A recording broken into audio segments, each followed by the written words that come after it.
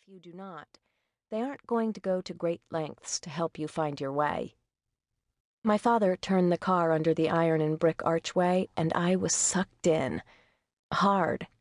Here were buildings of brick and stone, topped by shingled roofs and spires, tradition and pride oozing from every dated cornerstone. Here were ancient, weathered, arched doorways, thick wooden doors on iron hinges, cobblestone walks lined by neat beds of flowers. Here were pristine playing fields of bright green grass and gleaming white lines. Everything I saw was perfect. Nothing reminded me of home.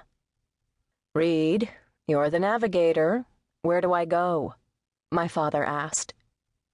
Easton's orientation map had become a sweaty, crumpled ball in my hand. I flattened it over my thigh as if I hadn't memorized it 10 times over. "Make a right by the fountain," I told him, trying to sound much calmer than I felt. "The sophomore girls' dorm is the last one on the circle." We drove by a matching set of convertible Mercedes.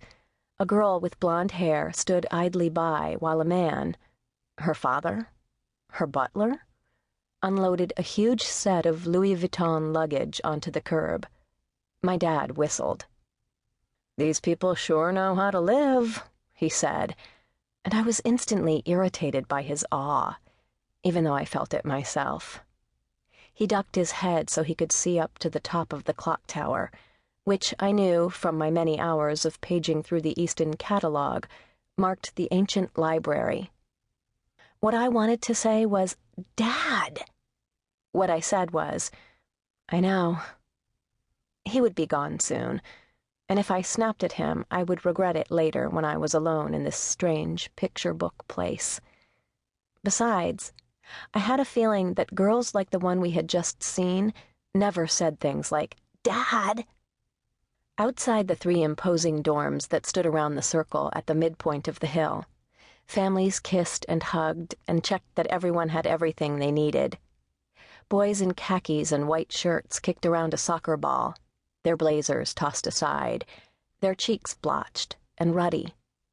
A pair of stern-looking teachers stood near the dry stone fountain, nodding as they spoke toward each other's ears.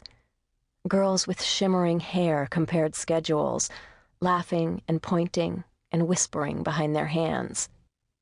I stared at the girls, wondering if by tomorrow I would know them, wondering if any of them would be my friends.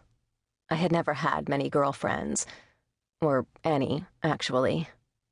I was a loner by necessity, keeping people away from my house and my mother, and therefore myself. Plus, there was the fact that I wasn't interested in the things most girls seem to be interested in, clothes and gossip and Us Weekly. Back home, I was always more comfortable around guys. Guys didn't feel the need to ask questions, to check out your room and your house, and know all the intimate details of your life. So I mostly hung out with Scott and his friends, especially Adam Robinson, whom I had dated all summer, and who would be a senior at Croton High this year. I guess the fact that I had broken up with him and come here, thereby not being the first sophomore girl ever to have a senior boyfriend driving her to school on the first day, would be just another thing that would mystify the girls in my grade. Of course, they were easily mystified. I hoped it would be different here. I knew it would be. Look at it. How could it not be? My dad brought the car to a stop at the curb between a gold Land Rover and a black limousine. I stared up at the ivy-colored walls of Bradwell, the sophomore dorm that would be my home for the next year. Some of the windows were already open, raining down music on the students and parents.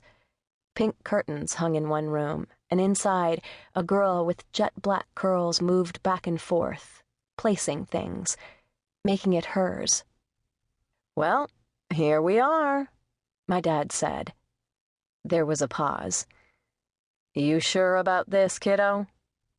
Suddenly, I couldn't breathe. In all the months that my parents had argued about my coming to Easton, my father was the only person in my entire family who had never expressed a moment of doubt. Even Scott, whose idea it had been for me to follow Felicia here in the